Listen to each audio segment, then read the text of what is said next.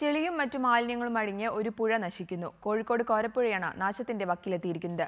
വർഷങ്ങളായി പ്രതിഷേധമുയർന്നിട്ടും സർക്കാരിന്റെ ഭാഗത്തുനിന്ന് പുഴ സംരക്ഷിക്കാൻ യാതൊരു നീക്കവുമില്ലാത്തത് പ്രദേശവാസികളെ ആശങ്കയിലാഴ്ത്തിയിരിക്കുകയാണ്.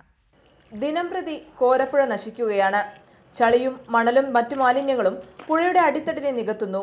കോരപ്പുഴയുടെ സംരക്ഷണത്തിനായി വർഷങ്ങളോളം പ്രതിഷേധമുയർന്നിട്ടും സർക്കാരിന്റെ ഭാഗത്തുനിന്ന് യാതൊരു നീക്കവും ഉണ്ടായില്ല.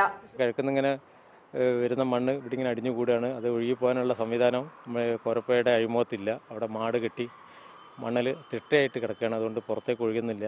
3 കോടി രൂപയുടെ ഒരു ചെലവാണ് നമ്മൾ ഇപ്പോൾ പ്രതീക്ഷിക്കുന്നത്. പക്ഷേ അത് കാലതാമസം വരുമ്പോൾ അത് ഇനി ഇതിൽ കൂടുതൽ കൂടാൻ സാധ്യതയുണ്ട്. പുഴയുടെ ആഴം കുറഞ്ഞത് മത്സ്യസമ്പത്തിനെയും സാരമായി ബാധിച്ചു. മുമ്പുണ്ടായിരുന്ന മത്സ്യസമ്പത്തിൻ്റെ ഒരു 60-70% മാറ്റം വന്നിട്ടുണ്ട് ഇപ്പോഴത്തെ മത്സ്യസമ്പത്ത്. കാരണം വെച്ചാൽ പുഴയിൽ പ്രജനന രീതിക്കുള്ള തടസ്സങ്ങളാണ് ഈ ആഴക്കുറവുകൾ കൊണ്ട് ഉണ്ടാകുന്നത്. കോരപ്പുഴയെ സംരക്ഷിക്കാൻ സംയുക്ത സമരസമിതിയുടെ നേതൃത്വത്തിൽ മുഖ്യമന്ത്രിക്ക് ഭീമ ഹർജി നൽകിയതിനെ തുടർന്ന് വിവിധ പദ്ധതികൾ ആവിഷ്കരിച്ചെങ്കിലും അതെല്ലാം കടലാസിലൊതുങ്ങി. ചില പിടിവാശികളാണ് കോരപ്പുഴയെ നാശത്തിന്റെ വക്കിലെത്തിച്ചിരിക്കുന്നത്. ഉത്തരവാദപ്പെട്ടവർ കണ്ണടച്ചിരുന്നാൽ ഈ പുഴയും ഓർമ്മകളിലേക്ക് മറയും. കോഴിക്കോട് നിന്നും ക്യാമറാമാൻ റിൻഡുവിനൊപ്പം രമേശ് രാധാകൃഷ്ണൻ, റിപ്പോർട്ടർ.